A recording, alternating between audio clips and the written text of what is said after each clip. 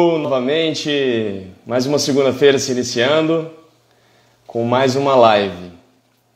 E essa live de hoje promete muitas coisas. Nós vamos conversar temos uma convidada muito especial e vamos continuar com esse assunto tão interessante. O que tem a ver a mitologia grega, principalmente na figura nesses dois mitos de Hermes e Thanatos, e o que isso tem a ver com a sociedade, né? O pessoal está entrando, olha quanta gente aqui. Muito bom estar com vocês. Olá, Marildo, Joel.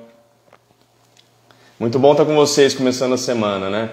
E começando a semana num momento muito especial, que é o início de agosto, né? Todos nós sabemos que é um momento muito importante, né? E agosto representa justamente um período de muita reflexão, né? Nós tivemos uma entrada de uma frente fria aí, todo mundo sentiu, né? Principalmente quem é mais do sul, né? Sentiu essa mudança de clima brusca, né? E que faz a gente se acolher, faz a gente ficar mais no nosso canto, né?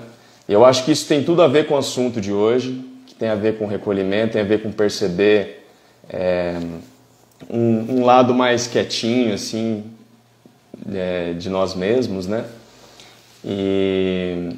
E hoje eu tenho essa alegria de ter uma convidada muito especial, uma pessoa muito querida, que é a Rita Camargo. Ela já entrou aqui e eu queria, né, daqui a pouco eu vou chamar ela, e ela vai falar um pouco sobre o mito de Thanatos, né? Ela que é uma psicóloga, tanatóloga, vai explicar pra gente o que é a tanatologia, o que é esse estudo da morte, né? O que isso tem a ver com esse assunto que a gente vem conversando há um bom tempo, né? Nessas duas lives nós falamos sobre o Enneagrama, sobre o tipo 7, sobre as características do povo brasileiro, que é um povo muito alegre. Bom dia, Joel. Saudades também. Hoje, ó, é isso aí, é tempo de a gente acordar cedo, né? E bom, deixa eu chamar aqui a Rita para a gente já iniciar as nossas... Deixa eu ver aqui...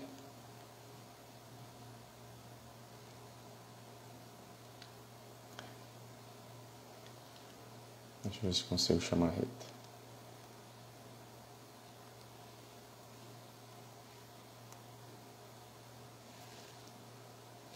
Oi, Rita, você consegue fazer um convite aí? Pedir para participar da live? Aqui, acho que foi agora. Isso. Agora, um pouquinho, a Rita já vai estar entrando.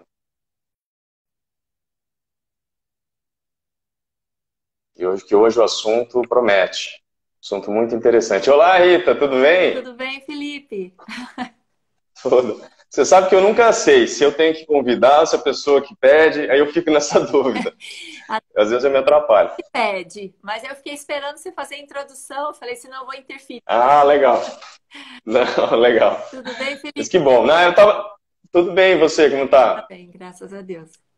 A gente mora pertinho aqui, né, na cidade. Você mora em Limeira, eu moro aqui em Piracicaba. Isso.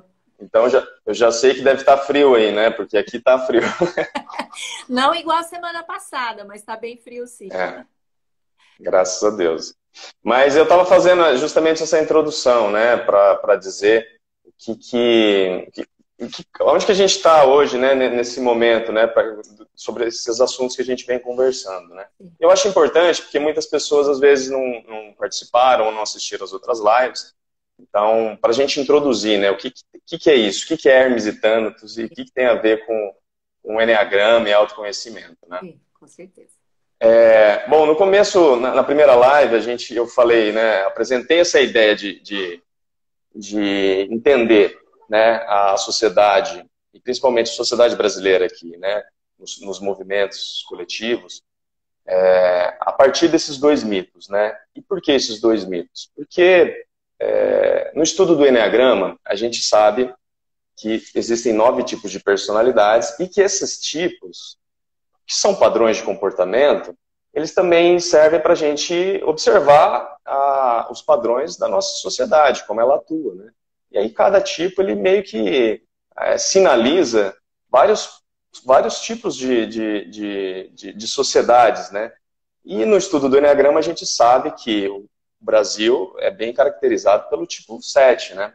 É um povo muito alegre, divertido, otimista, que tem uma criatividade muito grande, mas que também tem dificuldades de concretizar, de realizar as tarefas mais difíceis, assim, aquelas que demandam mais tempo e demandam inclusive sacrifícios, né? E a gente começa a entender que por trás dessa dificuldade existe uma fuga, né? Tem a ver com um pouco da paixão da gula, nessa busca pelos prazeres, né? Busca por sempre aquilo que me dá prazer e fuga daquilo que causa uma sensação de sofrimento, uma angústia, né? De não querer lidar com a dor. E aí na live, nessa primeira live, a gente fez uma introdução para justamente explicar para as pessoas o que é o tipo 7, o que isso tem a ver com o Brasil, né? E com o brasileiro. E na segunda live, né, eu tive com o Hugo Moraes, e lá a gente conversou sobre o mito de Hermes. Foi ótimo. Podemos ver se... Foi ótimo. Eu adorei, assim, tantas coisas que foram surgindo, sabe? E o Hugo explicou, assim, várias coisas a respeito do mito de Hermes, e deu para perceber o quanto que Hermes nos influencia, assim, de certa forma, né? Nesse movimento, né? Nós somos uma nação, assim, muito ágil, né? Então... qualquer tragédia, qualquer situação de dificuldade, a gente tem uma capacidade de superar essa dificuldade de uma forma assim incrível, realmente, muito mais que outros povos, assim. Mas que acaba ficando meio sem estrutura. E aí a gente acaba caindo de novo, né? Parece que a gente esquece do que a gente passou e caímos nos mesmos erros, né, ao longo do tempo. E aí ficou essa questão, por que acontece isso, né? Por que a gente sempre tem essa dificuldade de refletir sobre o que aconteceu conosco, né? Com as tragédias, com as dores, os traumas coletivos. Por que a gente tem essa dificuldade e esse movimento para a fuga, né? E aí que vem a figura de Thanatos, né? Que é o deus grego da morte, né? E que traz muito essa questão do olhar para a morte, olhar para o sofrimento, olhar para a dor, para tentar tirar alguma coisa dali, né? Parece que não tem nada, né, Rita? Parece assim, a impressão que eu tenho, principalmente quando a gente olha para o povo brasileiro, assim, parece que a impressão de que não vai se encontrar nada se a gente olhar para isso, né? Mas tem muita coisa, né? E eu acredito que você pode nos apresentar, assim, por que é importante olhar para a morte, olhar para a dor, e qual a importância, né, do estudo de Thanatos, né, você que é tanatóloga, nesse movimento, né? Você poderia fazer uma introdução, assim, o que é tanatologia, assim, para muita gente que não saiba. Então vamos lá. Bom, tanatologia, né, ela sai da união das duas palavras Thanatos, que é o deus da morte, aí representado, né? E o Logos, que é o estudo, enfim, o estudo da morte, né? Desse elemento natural da nossa vida, não só no sentido da finitude, né? É sempre importante ressaltar que não é só a morte como um fim da vida biológica, mas a morte como sendo algo presente em todos os nossos processos do viver, né? A nossa maturidade passa por N portais, vamos colocar assim. Cada portal a gente morre para algumas coisas e renasce para tantas outras. Que esse é o processo de crescimento, de maturidade, como você acabou de colocar, né? Quando a gente vê o Brasil, nós temos tanta força quando a gente é colocado à prova, nós nos surpreendemos com a nossa força de transformação, né? Mas aquilo cai num lugarzinho e a gente desperdiça exatamente o elixir, né, da experiência, que é o que fica. O que fica desse processo, né? O que eu posso levar comigo que me fortaleça, que me engrandeça, que me eleve para o meu viver. Porque todos nós aqui sabemos que a gente tem um lugar único, né, Felipe? Ninguém tem como ocupar o seu lugar, como ninguém pode ocupar o lugar da Rita. de ninguém que está nos assistindo agora presencialmente, né, online. Enfim, cada um tem o seu lugar e todos nós temos um caminho a percorrer. Então, a tanatologia é uma ciência relativamente nova, né, no mundo, exatamente por todas essas resistências, tá? Eu não sei aqui precisar agora de quando, né? Mas assim, eu sei que tem muitos movimentos mundo afora que trata dessa questão de lidar com a morte e do morrer. O nome mais conhecido, né? Pelo menos no universo contemporâneo, se a gente falar assim, é a Elisabeth Kübler-Ross, que é uma suíça, depois foi para os Estados Unidos, se naturalizou lá. E ela tem uma trajetória e enfrentou todos os desafios para trazer esse tema, né? Para trazer essa realidade do morrer, do viver. E ela se embrenhou muito nesse universo, né? De como é a pessoa quando ela está no leito de morte, quando ela está em vias de fazer o desligamento dela da matéria, né? Qual é a fala que tem aí? Qual é o sentimento que tem aí? E nós temos muita resistência, né? Porque a nossa cultura, eu vou voltar agora para a cultura, como você bem colocou, e eu acho assim que quem está nos assistindo agora e vai pegar depois essa live, quem não viu a do Hugo, né, a da semana passada, precisa ver, porque eu achei sensacional esse aprofundamento, né, com relação a Hermes. Eu acho que assim é sim, né? A gente não pode dizer que todos nós somos, porque senão a gente já estaria, nosso pedacinho de terra já teria afundado, né? Então tem muita gente que não é dessa natureza, mas com certeza sofre, e a grande maioria é. Então, acaba que nós saímos realmente, né, para o carnaval, qualquer churrasco no fundo do quintal, supera todas as outras problemáticas. Né? É assim, segunda-feira é segunda-feira, agora eu vou me divertir. Então, a gente foge de tudo aquilo que nos coloca em contato conosco, de uma forma mais inteira, né? A alegria, ela é, como dizem, né, os anjos gostam da alegria. Então, se a gente viver na tristeza, os anjos não se aproximam. Então, os anjos são alegria. Então, é importante a alegria, né? O nosso povo, quando a gente viaja para fora, a gente sabe o quanto que nós somos acolhidos de uma maneira muito especial lá fora. Porque nós carregamos isso, né? Nós carregamos um sorriso. Às vezes a gente sai fora, né? Eu que já viajei com grupos, enfim, com outras culturas, mas assim, às vezes essa alegria exagerada passa do tom até mesmo quando a gente está num ambiente de estudo, num ambiente de aprofundamento, tem aqueles que não conseguem sair dessa camada externa, né, de alegria. Então, assim, às vezes a gente vê, tanto é que eu que viajei para o Oriente, né, ali Jerusalém, Turquia, é muito fácil, você está andando no mercado, eles sabem que a gente é brasileiro, né? E eles já vêm com o discurso pronto, né? Porque eles reconhecem na nossa forma de expressão. Ainda mais eu que sou uma introvertida, eu fico imaginando o extrovertido, que é muito fácil. Né? Então, nós temos, sim, essa marca que eu acho que ela representa um aspecto positivo que o mundo, né? As pessoas querem. É muito bom estar do lado de pessoas leves. Nós que aprofundamos um pouco mais no Enneagrama, né, Felipe? A gente sabe quem são as pessoas que tiveram na nossa turma que eram tipo 7. Então, são pessoas animadas, que sempre faz graça com tudo, que traz leveza para aquilo que a gente está vivenciando. Às vezes a gente que é de outra personalidade, eu que sou por exemplo, a minha cura está no 7, né? A minha essência tá mas eu sou né? Muito dura comigo, muito presa, né? No perfeccionismo e tudo mais. Quer dizer, não posso chamar que eu sou, mas eu me identifiquei há um tempo atrás como né? Hoje, graças a Deus, tem bastante trabalho. Mas a gente sabe que o 7 traz essa leveza. E o Brasil tem isso, né? Tanto é que o carnaval é o carnaval que o mundo inteiro quer conhecer. Se você viaja para outros lugares e fala, um dia eu quero ir para o Brasil. Então, existe essa fantasia de que aqui realmente é um mundo encantado, que é um pouco do que o Hugo falou, né? Então, ficamos com uma imagem de que chegando aqui tudo ia ser lindo, maravilhoso.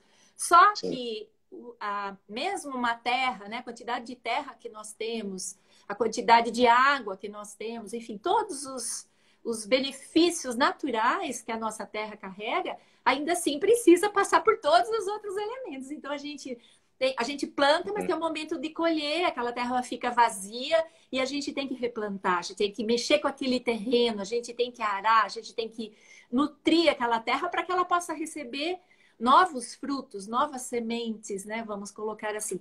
Então, essa ideia da tanatologia, ela é mais profunda, né?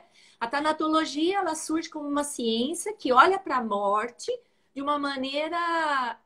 porque ela está presente, então, tanto nós passaremos pela nossa morte, como nós passamos pela morte das pessoas que são caras para nós, né? Nossa, se a gente for mais velho, a gente provavelmente vai passar pela perda dos nossos pais, provavelmente de algum irmão, amigos, né? Há quem passe pela perda dos filhos, enfim.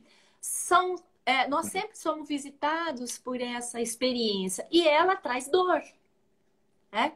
Então, a tanatologia, ela é uma ciência nova, né? Comparado com o tempo da humanidade, obviamente, porque, na verdade, a gente tem resistência de lidar com a dor, temos resistência em mergulhar profundamente naquilo que nos entristece, né? Mas a morte, ela tem um outro lado que eu acho que quando eu gosto muito do Leloup, né? Que aquilo que não é reconhecido, e aí eu já vou fazer o gancho, né, com a nossa cultura, aquilo que não é reconhecido não pode ser curado. Então, se nós não trabalharmos em nós o próprio medo da morte, ou o medo da morte, um elemento que ainda fica mascarado dentro de uma imagem sombria, né? Como se fosse algo que não é da luz, enfim, qualquer coisa assim que desde o início da história, né? Que é algo inferior, que é algo que nos leva para o fundo do fundo do fundo, né? Então, se a gente nega isso, a gente não vai conseguir reconhecer a importância da vida. E a morte, ela está presente em todas as etapas da nossa vida, né? Então, dentro da psicologia, Thanatos representa, né? O Freud próprio trouxe isso, né? Que é o impulso de morte, ou seja, nós temos que ter a força de sair do útero da mãe para poder nascer. Porque se a gente não tem isso, e se a vida não empurra a gente, e a gente não vivencia essa morte do útero, nós não temos a chance de seguir. Porque lá não tem lugar para a gente se desenvolver. Quando a gente começa a nossa vida como apenas um bebezinho de dias, a gente é frágil e a gente vai recebendo, né, todo um aparato de cuidado, porque a gente é totalmente dependente, né, não temos autonomia nenhuma. Apenas se a gente nascer com um padrão de normalidade biológica, a gente vai respirar, né? E isso é natural, né, da nossa existência. Já diz o Pierre Weil, que foi um dos últimos aprendizados dele, né? Que não somos nós que respiramos, é a vida que respira através de nós. Então, o respirar é um impulso natural nosso, né? Mas essa tessitura da vida se faz em a gente olhar para o novo e perceber o que eu posso levar disso que eu trouxe até aqui. Nós não vamos poder levar tudo, né? Então, à medida que a gente fica ereto, a gente só fica de quatro com algumas situações, né? Não dá para querer continuar engatinhando, né? Às vezes, quando a gente está mais velho com uma criança, a gente brinca de engatinhar. Ou seja, aquilo que você teve no seu processo, você não perde, você fica com a experiência. Você fica com a sensação da criança em você, mas você segue. Aí chega a adolescência, você tem que se despedir da infância, né? Porque um adolescente que não se despede da sua criança e da sua infantilidade, ele não consegue pertencer a essa fase de transição, que é muito difícil, né? Porque a adolescência, a gente tem que estar o tempo todo, vamos dizer assim, o que é do meu pai, o que é da minha mãe, o que é do meu avô, o que é da minha avó. Separando, né? Separando as partes, né? Isso. Várias histórias falam sobre isso, né? Você separar as sementes, né? Separar o joio do trigo. Várias palavras, frases, né? E parábolas falam sobre essa questão, né? De você perceber aquilo que tem que ir e para aquilo que tem que continuar, né? Isso. E eu acho que existe um paradoxo, né? Nesse movimento criativo, né? De buscar um novo. Só que não entendendo que para se buscar o novo, tem que se abrir necessariamente a mão, né, de algo, deixar algo para trás. Sim. Não dá para criar algo novo sempre sem deixar algo para trás, né? Sempre. Assim como você não segue um caminho sem abdicar, né? Sem largar outras várias oportunidades, né? Sim, E cada escolha de caminho tem uma morte nesse sentido, que é uma morte para uma vida que você poderia ter tido e não vai ter, né? exato, exato. Então a morte, ela é um elemento efetivo na nossa vida. Agora, é óbvio que a sensação de morrer, que daí a gente pode falar um pouquinho, né? A gente vai ainda seguir, né, na cultura, mas a sensação da morte, que nós temos uma fantasia. E muitos de nós carregamos uma sensação real, né? Quando a gente passa por algum processo que, enfim, é um pânico, né? Um susto, algo que levou em consideração a possibilidade da finitude da vida. Então, tanto a gente pode ter perdido alguém muito recente, né, muito no início da nossa jornada, e isso gerou uma ferida, gerou um trauma, vamos dizer assim, porque já que, né, para eu seguir, eu tenho que fazer escolhas, e as escolhas, como você acabou de falar, sempre implica, eu escolho A, eu deixo B. Se eu escolho B, eu deixo A. Muitas vezes eu tenho inúmeras situações, né, à minha frente, e eu tenho que da onde eu parto para essa escolha? Porque eu tenho que estar forte o suficiente para ficar em paz com aquilo que eu escolhi seguir, mas eu tenho que ficar em paz também com aquilo que eu tenho consciência que eu deixei passar. Esse é o processo de maturidade, né? Porque a gente passa pela adolescência e depois a gente vai para a vida adulta, né? Então a gente pode levar a jovialidade né, do adolescente, a coisa do explorar, do experimentar e até a suavidade e a graciosidade de uma criança, mas é preciso que a gente integre aquilo que é necessário integrar e que me pertence, que me define, vamos dizer assim, sou feliz assim, mas eu tenho que continuar seguindo, né?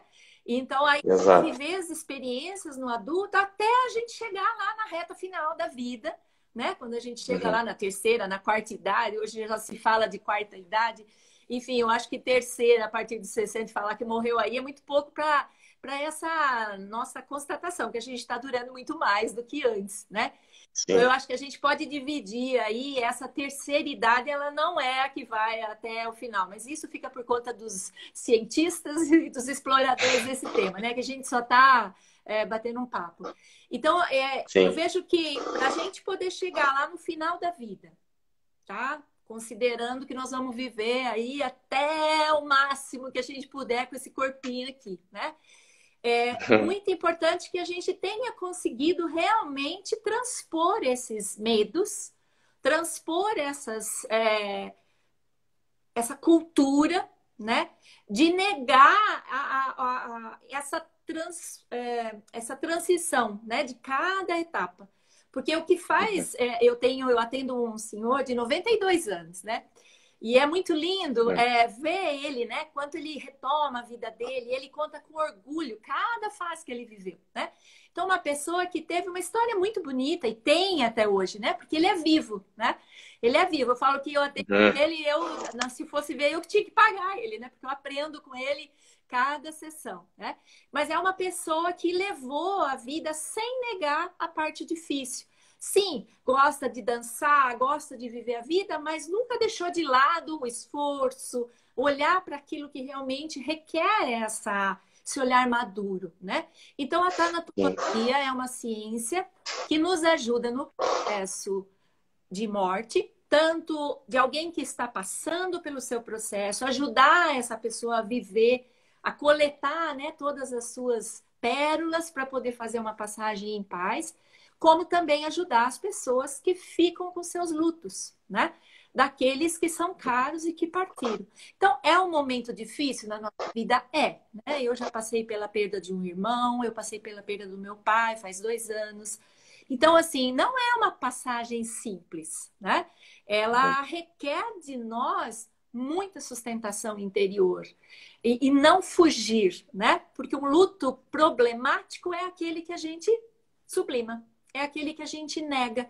Eu encho a minha vida de atividades, né? e não faço, eu não me aproprio daquela dor para poder transformar aquilo, porque a dor não vai ficar para sempre, vai ficar a saudade. Vai ficar a Uhum. beleza da relação que você construiu com aquela pessoa, né? A dor, ela é Sim. transitória. E eu digo que a dor e o amor caminham de mãos dadas, né? Porque quando a gente sabe que é o melhor para o outro, a gente solta. E é nessa hora que a gente é capaz Uhum. de perceber o nível do amor que a gente tem dentro da gente. Então, o amor nos sustenta mesmo, sabe? Nessa vida, Uhum. nesse processo do morrer constante. Não sei se Exatamente. tá boa, Felipe. Não, eu acho que tem muita coisa, né? Isso é uma coisa muito interessante e é um assunto que tem chamado a atenção de cada vez mais pessoas, né? Você deve estar percebendo um pouco isso. Vocês estão com um canal muito Isso. interessante, que é o canal no Articura, né? Eu ando acompanhando e ando estudando também um pouco disso, porque é um assunto que faz muito sentido e eu acho que é muito importante nós estarmos falando disso, né?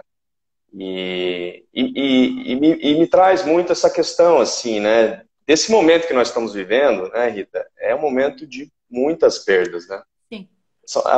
As perdas, elas estão, assim, em todos os níveis da nossa sociedade. Elas estão no nível individual, de pessoas que perderam, né, parentes, de pessoas queridas, né? Tá no nível da nossa estrutura social, né, em que a gente já não confia mais nas pessoas, na política, né? Não existe mais aquela base, parece que, para sustentar alguma certeza, né? São momentos, são períodos muito incertos, né, de saber o que vai ser daqui para frente. Isso. E a gente vê isso estampado, né? Eu não sei você, mas eu sinto, né, no comportamento das pessoas, né? De não saber mais como lidar assim com essa questão, né? Um abraço, um beijo, uma aproximação, ele se tornou algo perigoso, né? É estranho isso, né, para nós, né? E como nós somos um povo muito afetuoso e próximo, né? Quanto que isso está nos afetando em todos os níveis, né? E eu acho que a relação, né, quando eu pensei nessa questão do Hermes e Thanatos, né, eu nunca tinha visto alguém, né, fazer essa associação entre eles. Mas eu acho que é natural, porque Hermes, ele representa o Senhor dos Caminhos, né? E ele encaminha as pessoas para o seu destino final. Uhum. Essa é uma das grandes tarefas. Ele é um dos poucos deuses que trabalha. Ele tem uma função, né? E aí, se você for ver, né, imagina nas guerras, né, o quanto que esse Deus está trabalhando, né? Então, é uma função muito necessária e que é engraçado, né? Você coloca essa função para um Deus que, no entanto, tem uma vivacidade, tem uma jovialidade. Ele é sempre representado por um jovem, nos 20 e poucos anos, assim, né? Ele é um Mercúrio, né? É um mediador de almas, que nem o Hugo está falando, né? É esse dínamo que, apesar de estar olhando para o novo, ele também olha para aquele lugar onde as almas vão descansar. Então, de certa forma, ele é um grande tanatólogo, né? Ele ensina as pessoas o seu destino e como fazer essa transição, né? Não obriga as pessoas a irem para lá, mas ele fala, olha, é para lá que a gente vai ter que ir. Ele aponta a direção, né? Eu acho que me traz assim um pouco desse lugar de que se a gente entender isso, né? Que a gente tem uma direção, a gente está caminhando para um determinado fim, no sentido de uma finalidade, né? A sua vida está aqui, né? E a gente tem um caminho natural de ir semeando e deixando coisas para trás, né? E que você mesmo vai se tornar uma semente, de repente, né? Que vai ajudar aos outros processos de outras pessoas, né? E eu acho isso muito interessante, né? E o Eneagrama, depois que eu comecei a estudar, assim, o Eneagrama era uma grande lupa para mim, assim. Então, tudo que eu vou estudar, naturalmente vem, assim, a imagem do Eneagrama e como que a gente, entendendo essa sabedoria que vem dele, a gente pode perceber, e eu acho que isso que eu queria compartilhar com você para ver se a gente, que ele diz muito a respeito desse processo, de como ir de encontro a essa dor, a trabalhar esse luto, né?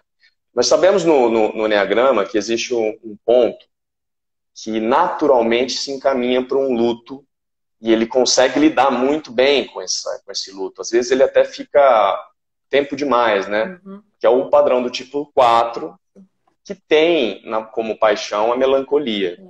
Então a melancolia, né, essa tendência a permanecer num luto muito extenso, de ficar nessa tristeza que te prende, né, de alguma forma. E a gente sabe que no trabalho do Enneagrama, no símbolo, né, o símbolo que a gente conhece, vou trazer aqui o símbolo que a gente conhece, não existe uma conexão entre o 7 e o 4. Sim. Né? Não existe uma conexão. Parece que foi alguma coisa perdida, né? Sim. Parece que é um lugar muito distante, parece que eles não se conversam de jeito nenhum. Mas existe um outro símbolo, né, que é um símbolo da essência, que a gente percebe exatamente que tem uma conexão muito profunda ali. E é um chamado pro tipo 7 perceber essa dor e esse luto, entrar em contato com esse luto lá no ponto 4. Né? E aí, existem vários caminhos para você chegar no ponto 4. Né? Aqui a gente percebe que no Enneagrama, né, existem vários caminhos. Você pode ir para o ponto 1, que é uma flecha do 7, e aqui ir para o ponto 4. Né? Então, tem uma conexão aqui de caminhos. Né? E é justamente isso. O tipo 7, quando vai para o ponto 1, ele ganha maturidade, né? Sim. Ele ganha estrutura, ele se torna um adulto mesmo. Ele faz aquilo que tem que fazer. E às vezes o fazer aquilo que tem que fazer é entrar em contato com os próprios sentimentos. Sim. E aí ele pode ir fazer essa jornada lá no 4. É mais ou menos, eu vejo a jornada do Hermes. Hermes nasce aquela criança prodígio e cresce, amadurece, e aí ele vai se tornar o psicopompo. Né? E aí ele é aquele dínamo que vai fazer a mediação das almas, lá no ponto 4. Ponto 4 a gente pode ser representado como o Hades, né? do cenário mitológico grego. Se a gente pensar assim, né, como um mapa, é esse caminho. Né? Mas existe um outro caminho também, que é pela lateral aqui do símbolo, em que você vai do ponto 6, do ponto 5 e depois do ponto 4. E aqui me parece, né, uma descendência, assim, né, como se você estivesse afundando, né.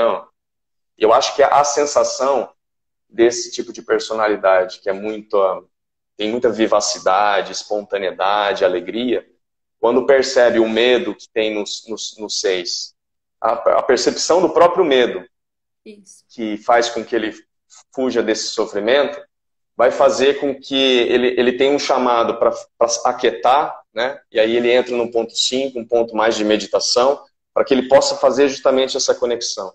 Então, para mim, no Enneagrama, mostra um caminho desse, primeiro, a percepção desse medo, que faz eu fugir, de não olhar para a morte, e de sentir ela só quando a coisa apareceu, né? Realmente aconteceu uma tragédia, né? Sim. E um movimento de aquietar, né? De você meditar em cima, evitar de sair muito nesse movimento externo, né? Exteriorizar, né? Você fazer um movimento mais introspectivo, né? Eu acho que, se a gente pensar no movimento coletivo do Brasil, se todos nós fizermos uma introspecção nesse momento, e eu acho que a própria pandemia está obrigando a gente a fazer isso.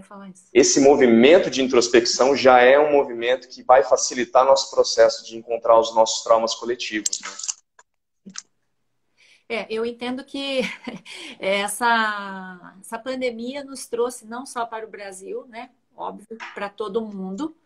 Eu estava hoje pensando, né, em relação àquelas grandes decisões que o mundo todo tem que fazer. A gente está vivendo um momento agora de frio, onde nunca teve frio do jeito que está tendo. O Canadá aí vivendo um calor que, né, não estava habituado. Então, enfim, os extremos, né, o excesso de chuva, enfim. E os especialistas dizendo que não tem saída, né? Enquanto nós não fizermos a lição de casa, a gente não vai conseguir mudar essa realidade, tá? Então, esse é um olhar. Ontem, inclusive, eu estava vendo alguns especialistas falando sobre essa questão. Então, a gente entende que essa questão da morte ser o grande artista no palco, nesse momento, no mundo todo. E agora não É. é só pela pandemia, porque também, né, a pandemia a gente também pode olhar como um desequilíbrio do ponto de vista Uhum. biológico causado por todos esses exageros que a gente viveu, né? Em Uhum. nome do dinheiro, em nome do capital, em nome do desequilíbrio mesmo social, né, que a gente viveu ao longo dos tempos, né? A pirâmide de Uhum. poder sempre imperando e a grande maioria pagando o preço, né? Desse desequilíbrio. Então, eu acho que nesse momento a morte nos visita, inclusive por essas outras vias, né? Porque a É. gente brasileiro está acostumado com as coisas ruins que acontecem aqui, porque a gente já está nessa cultura que demora, né? A gente é bom de reação, como você disse, né? A gente é ótimo para Aham. acolher quem está passando pela desgraça, porque né, naquele momento é uma desgraça, né? Você perder sua casa, você perder tudo que você tem. Mas a gente não imagina uma Europa, uma Alemanha, como foi o caso da semana passada, semana retrasada, a Turquia, enfim, né, a Holanda, que são cenas que para nós, né, daqui são assim, você fica em choque, né? Você fica em choque Uhum. de vislumbrar a morte por essa via, né? Então, lugares sempre graciosos que a gente conhece das fotografias, dos filmes, né? Que a gente imagina que está tudo muito intocável, está tudo muito protegido. E, na verdade, nesse momento não está. Ou seja, todos nós, eu acho que enquanto humanidade, o Brasil é uma característica à parte, né? Porque realmente Uhum. temos isso muito forte, que é o que o Hugo falou da outra vez, né, com você. A gente carrega uma dor matricial da nossa espécie aqui, né? Da nossa geração, da nossa cultura brasileira. E a gente Uhum. não olha para isso, né? A gente nega essas dores que são da nossa concepção enquanto cultura. E isso faz com que a gente sempre faça vista grossa para tudo aquilo que precisa ser olhado, É. silenciado, meditado e transformado, né? Eu vejo que a morte, nesse momento, através da pandemia, ela coloca todos nós, né, para olhar para esse elemento, né, como sendo assim, porque nós temos uma cultura essencialmente É. sete, ó, como eu disse, não somos todos, né? Mas Sim. no mundo existem muitos líderes que são sete e que também, né, são irresponsáveis com algumas decisões ou, né, outras personalidades que a gente poderia estar aqui citando, não é o caso, que também colocam uma imposição de poder, né, e que sacrifica a grande maioria. Então, o ponto é, a morte está aí, né? O sair da convivência, o ficar dentro de casa, né? Uma querida me diz, né? Olha, para mim a pandemia, essa coisa da gente ter que manter um metro e meio da outra pessoa de distância, isso é para a gente nos apropriarmos, né? Nós nos apropriarmos do nosso campo, quem nós somos, né? Que muitas Uhum. vezes a personalidade 7, a gente sabe que tem isso, né? Existe É. uma experiência intraútero, uma experiência nos primeiros momentos da vida que gera uma sensação de quase morte, né? E aí, se a gente vai para a cultura brasileira, a gente sabe como tudo começou lá atrás, que vocês já colocaram na live passada, não precisamos retomar aqui. Quem quiser, né, vai Uhum. lá e assiste, que eu acho que é muito rico. E aí a gente segue, né, nessa armadilha, porque é uma armadilha, como você colocou, né? Qual o nosso pecado? É a nossa necessidade de não olhar para esse sofrimento e continuar, né?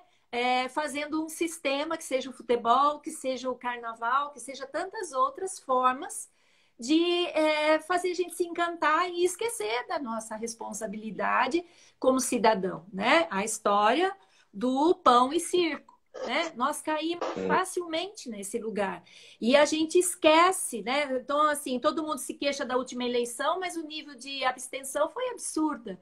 Né? Então, quantas famílias tiveram suas crises internas, mas quem está atacando, quem votou, não votou. Né? Então, Uhum. eu acho muito complexo isso, porque nós temos uma tendência a pulverizar o nosso olhar de julgamento para fora, achar que a responsabilidade está fora, mas temos uma dificuldade de adentrar, né, nesse universo.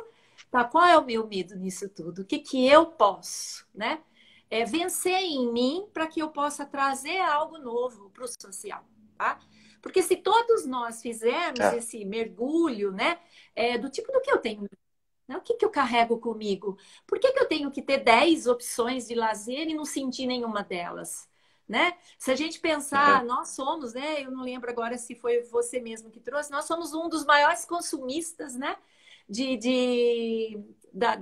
Das redes sociais, Internet. né? Da internet. Então, isso é sério que nós temos. As pessoas, os filtros, né? Tanto é que hoje a gente vê tantos especialistas alertando para isso. Né? Países mais sérios, mais amadurecidos, já interferindo na questão da utilização dos filtros, porque isso vai fazendo com que a pessoa se afaste definitivamente daquilo que ela é. Então, nós temos, eu acho que isso é patológico, bem patológico, e ela é generalizada, né?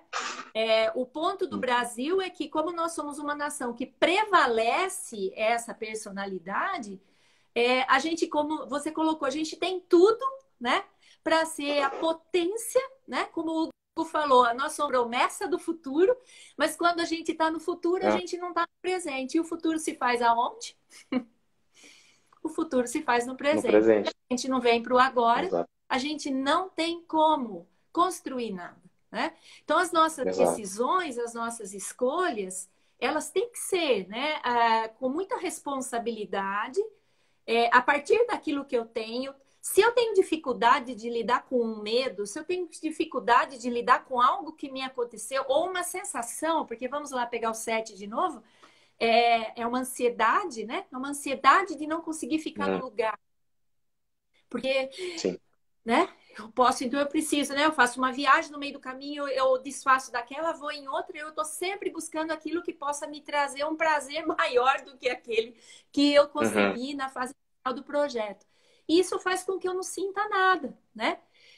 Não aprofunde nada, né? Então eu vejo que o chamado para nós nesse momento é de aprofundar, é de nos apropriarmos e nos apoiarmos um no outro para poder lidar com esse medo, né?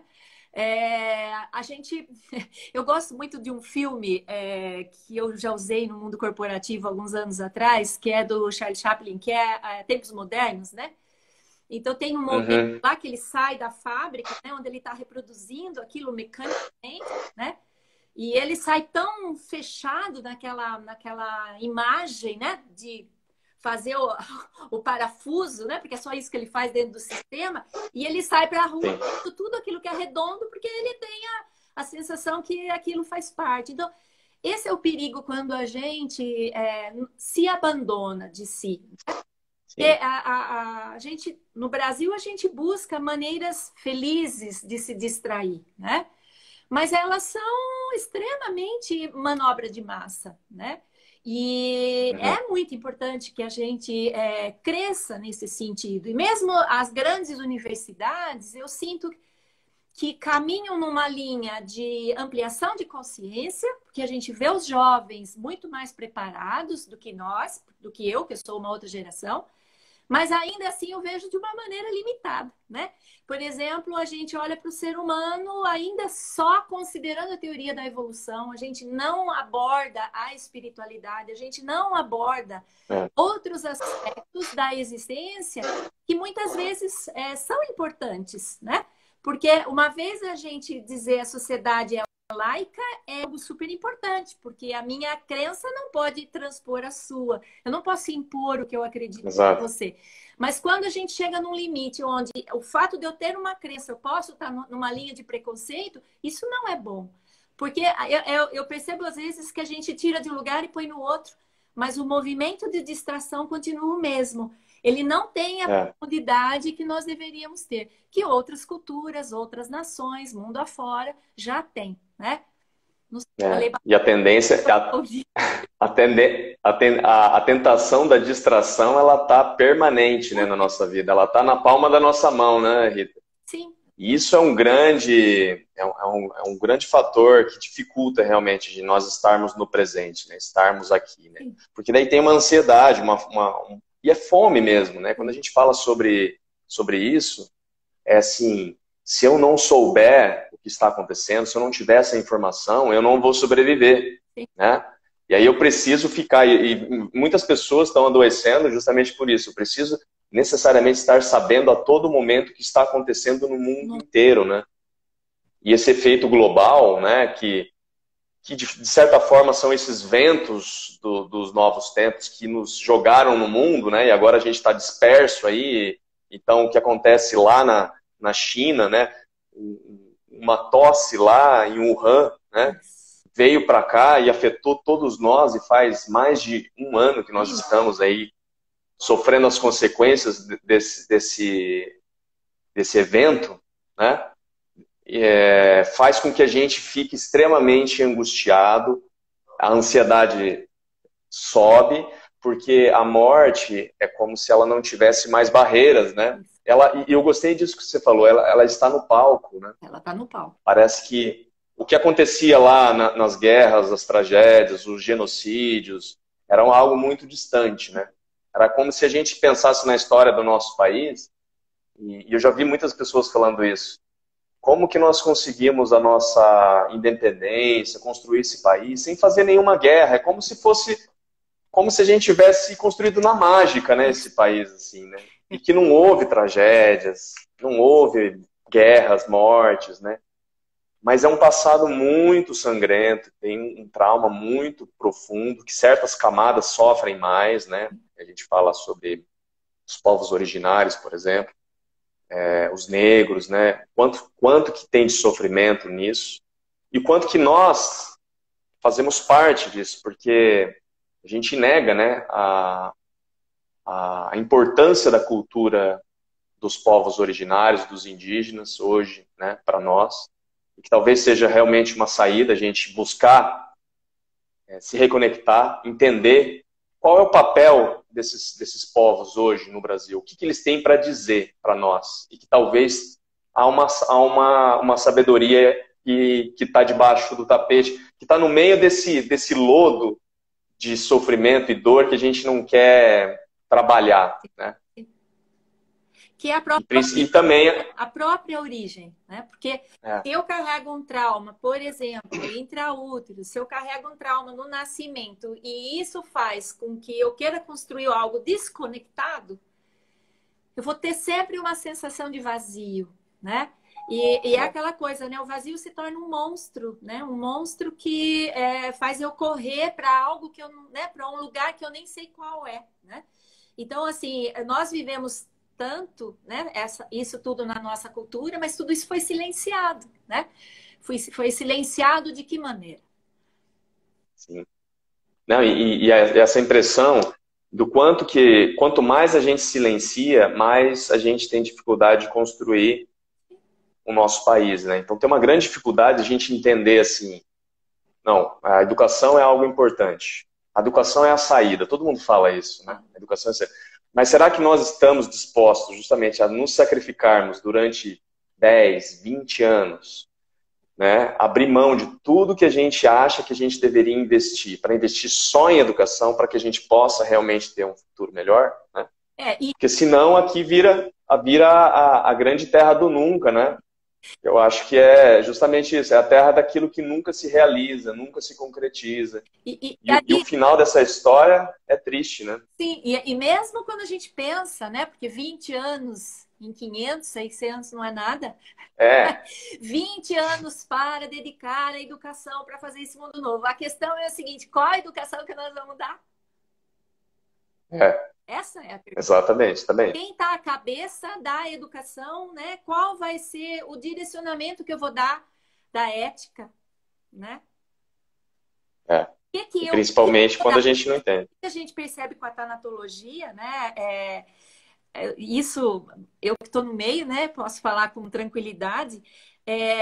A morte é um elemento natural da vida. Todos nós passamos por ela. A gente já passou nas nossas famílias. A gente vai passar a nossa. Ninguém fala sobre isso. Ou seja, não tem espaço para isso. Se você tiver oportunidade, né, tem a Cláudia Quintana, ela é do HC, né? E ela é de cuidados paliativos, hoje é uma referência no Brasil. E ela fala muito, né, dessa questão da gente realmente conseguir abrir espaço para tornar isso fazendo parte da vida, para que a gente consiga definitivamente. Como é que eu quero colocar aqui? Dois pensamentos entrou ao mesmo tempo aqui. Eu perdi o fio. Isso É é Hermes isso aí, viu, Rita? Hã? É Hermes isso aí. Ele veio, né? Os dois pensamentos ao mesmo tempo. Falou assim, Tana, tu tá ganhando espaço nessa fala aqui. Mas assim, ela traz muito essa questão das pessoas que estão chegando na sua finitude, né? E não tiveram nunca espaço para falar sobre isso, né? E muitas vezes, né, se a gente for buscar na história da morte, né, tanto no Oriente como no Ocidente, que a nossa cultura carrega essa questão do Ocidente, né? Como o Ocidente lida com a morte. Então, a morte ela foi distanciada, né, desde que houve a chegada da ciência, enfim, que as universidades, os hospitais passaram a tomar um lugar que antigamente era só da cultura, que era das religiões. Você controla o tempo aí. Faz com que a gente tenha deixado a morte muito à deriva do barco, né? Então, as pessoas acabam na melhor fase da sua vida, onde ela poderia, de certa forma, estar falando aquilo que ficou por dizer, né? Tá podendo expressar suas emoções, os seus sentimentos, elas acabam sozinhas, muito distante das pessoas que lhes são caras, né? Então, ninguém sabe lidar com a morte. Eu tive a oportunidade de viver a morte do meu pai dentro de casa, né? Então, a gente foi vivendo isso, né? Mesmo eu com toda a formação, nessa hora você esquece, porque você entra lá no 4 do Enneagrama e vai viver aquela tristeza, aquela despedida, aquela separação. É muito difícil, de fato, né? Não adianta a gente querer pôr florzinha e falar, é lindo. Não, não é lindo, né? Ela pode sim estar num lugar de beleza quando a gente compreende a vida como a morte como sendo algo natural, né?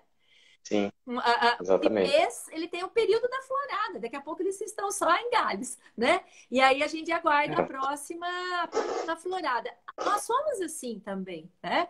Então eu vejo que Sim. a Ana Cláudia, ela coloca muito como ela sente isso, né? Até agora ela fez um movimento, né, com relação às pessoas que estão morrendo do Covid, que foi tirado.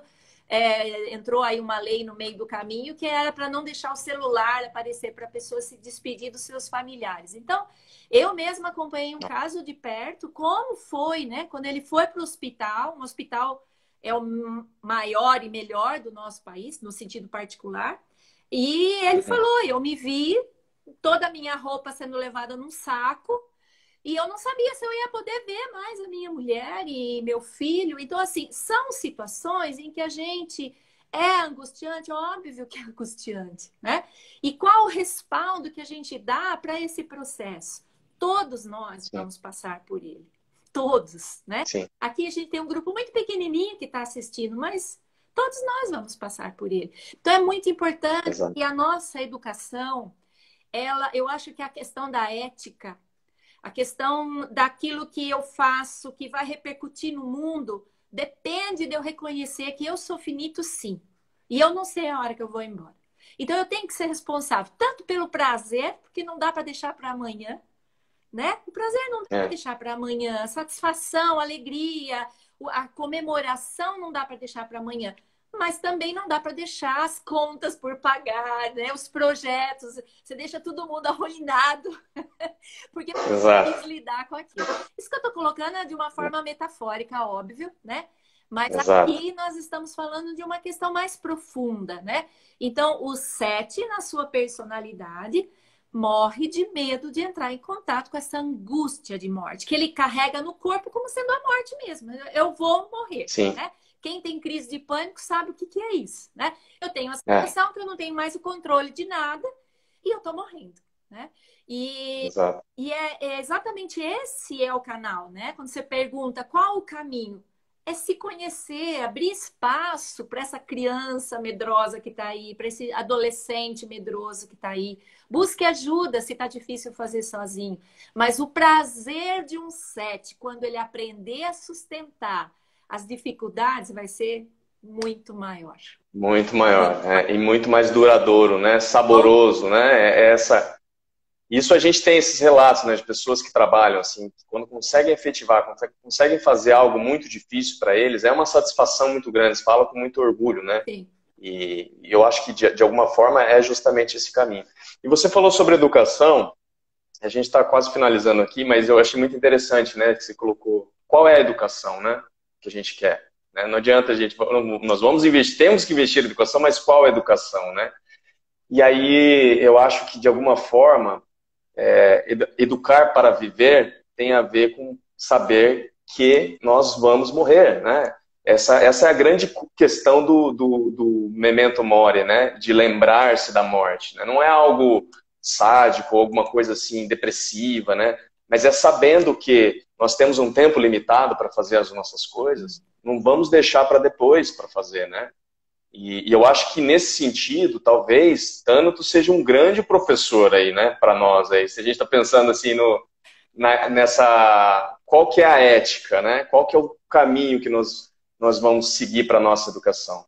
Talvez é justamente educar para se viver mesmo, educar para termos uma vida plena, para que a gente possa frutificar, né? Possa construir a nossa sociedade, mas uma sociedade que tenha estrutura, né? Que a gente consiga que ela realmente gere produtos, né? Gere frutos daqui para frente, né? Então eu acho que é realmente justa, equilibrada, né? Porque o enneagrama, quando a gente o símbolo da essência, a gente está falando dos 3 centros equilibrados, né? Sim. Então, o 7, na sua personalidade, ele nega entrar em contato com o universo da emoção que ele carrega dentro dele, racionaliza, né? Ele vai para a ação para não sentir. E a proposta é, vamos sentir, porque se a gente sente, a gente faz melhor escolha, né? Exato. A gente agrega as melhores pessoas para estar do nosso lado, que vão, vamos dizer assim, vão dar força para o nosso projeto sair com maior intensidade. Não que a gente tenha que começar um projeto e terminar, ficar com ele o resto da vida. Não, ninguém está falando disso. Não seja um. Não seja um. A gente vai lá para o 1 só para organizar, né? Planejar. Enfim, o planejamento vem do 7, mas a gente vai para o 1 para organizar e materializar essas coisas, né? Exatamente. É integrar essas forças. E a questão que você falou de equilíbrio tem tudo a ver, né? Se a gente pensar na virtude do 7, que é a temperança, né? Que é justamente a virtude que contrapõe a paixão da gula. A temperança é o equilíbrio, né? É temperar a comida, né? Não ter só um determinado sabor, né? Você buscar esse equilíbrio entre os desejos e a vontade e as necessidades de ter que trabalhar, de ter que construir, né? Esse equilíbrio, quer dizer, está na essência do 7, esse equilíbrio. Né? Oi, perdão, não te ouvi, eu falei junto. Tá na essência do 7 se movimentar para a busca desse equilíbrio, né? Sim, sim. É a virtude dele mesmo. Sim, sim.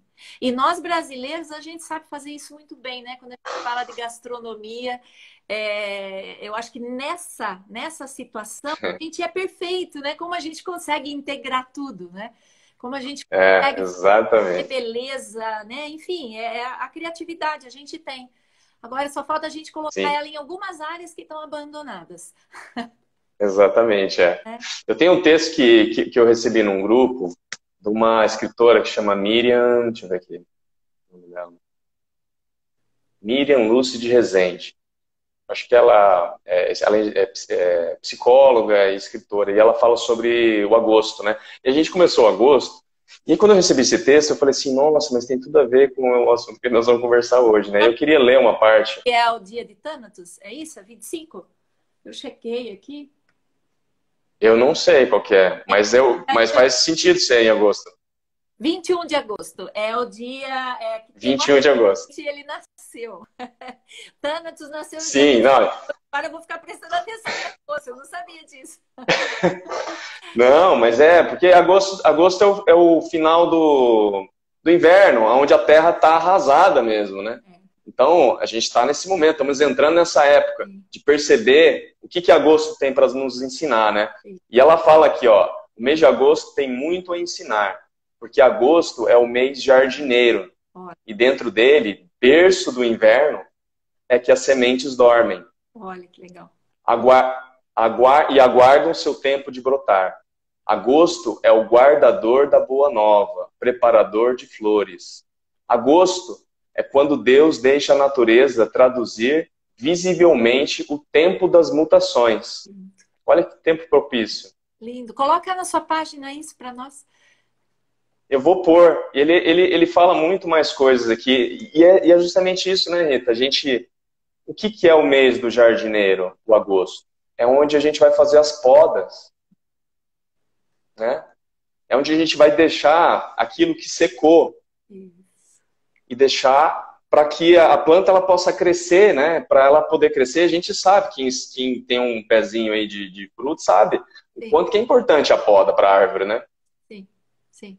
Ou seja, a morte é renascimento. Não tem morte sem renascimento, né? Não tem.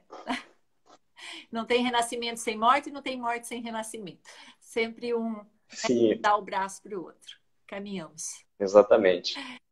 E é isso então, Rita. Nossa, foi uma conversa muito boa, assim. É sempre um prazer estar com você, né? A gente já se conhece já há um bom tempo. Isso. E eu lembro que a primeira vez que eu te encontrei no curso de Enneagramas, já foi uma conexão, assim, bem natural, né? Com certeza. E daí depois vim descobrir que você morava aqui perto, daí falei, bom, então já virou uma amiga, já virou uma amizade muito bonita que a gente tem, né? Eu te agradeço profundamente, né, a tua participação. Histórias mais querido que eu tenho. É verdade, né? Não, e você participou, assim, né, que a gente fez terapia junto e tal, e participou justamente desse momento, né, e de uma transição muito grande, em que apareceu um contador de histórias, daí depois foi aparecendo várias coisas. Era um engenheiro. Pega o contador de histórias, aí junta com o Enneagrama, e aí você faz uma grande engenharia, e é isso daí. Mas olha que você me ajudou a deixar morrer várias coisas, viu? Tinha um engenheiro ali que tinha que deixar para trás, aí apareceu o contador de história, o artista, que também ele apareceu, mas não era exatamente isso, né? E agora está surgindo um terapeuta, né? E é um caminho que, para mim, tá muito claro, né? E eu tenho um grande prazer de ter participado, né? De ter compartilhado esse momento da minha vida com você, né? Então, né, eu queria deixar aí... Muito obrigado. Gratidão pelo convite, Felipe. Foi um prazer estar aqui com você e desejo sucesso aí na sua trajetória, que está muito linda, viu? Isso, obrigado, viu? Bom? E a gente vai se conversando e tal. A Rita tem um canal muito interessante, que é o Morte e Cura, né? Morte e Cura, um dedo de prosa. Se você quiser falar um pouco. YouTube, né? Nós também estamos com ele aqui no Instagram. E essa semana a gente tem uma entrevista com um canal, que eu não consigo me lembrar agora o nome, mas a gente vai estar fazendo a chamada. Estamos com uma homenagem bem bonita para os pais, porque domingo que vem é Dia dos Pais. E nós entendemos que não é fácil, né? Trabalhar o luto do pai, porque é uma figura muito importante na nossa estrutura de personalidade, na nossa vida. Teremos uma outra live na sexta-feira, através também do YouTube, tá? Provavelmente às 19 horas, a gente ainda está afinando os horários, mas a gente vai colocar nas redes aí, quem me segue, quem segue o Felipe, depois o Felipe coloca, né, Felipe, para ajudar a divulgar aí. Vai ser sexta-feira. Sim, depois que eu gravar essa live aqui, vai estar lá os links, né? Eu vou passar, Tereza, pode deixar aí, tá? E o canal eu vou passar lá os links. Proposta, né? É a gente poder trazer de uma maneira leve esse tema que é tão tabu na nossa sociedade, que a gente possa realmente trazer a leveza que ele precisa para a gente viver melhor. Nosso foco é a vida. Exato. Tá bom?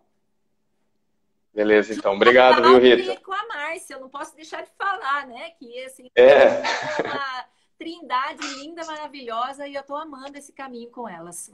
Duas lindas. Sim, é muito interessante. Eu gosto muito da dinâmica de vocês. Cada uma tem uma personalidade, um jeito de falar e tal, né? Vocês estão criando um canal muito legal, né? Vale a pena conferir aí. Com certeza. Então tá. Gratidão, viu? Gratidão. Beijo bom pra você aí. Tchau. Tchau, pessoal. A gente se vê na próxima.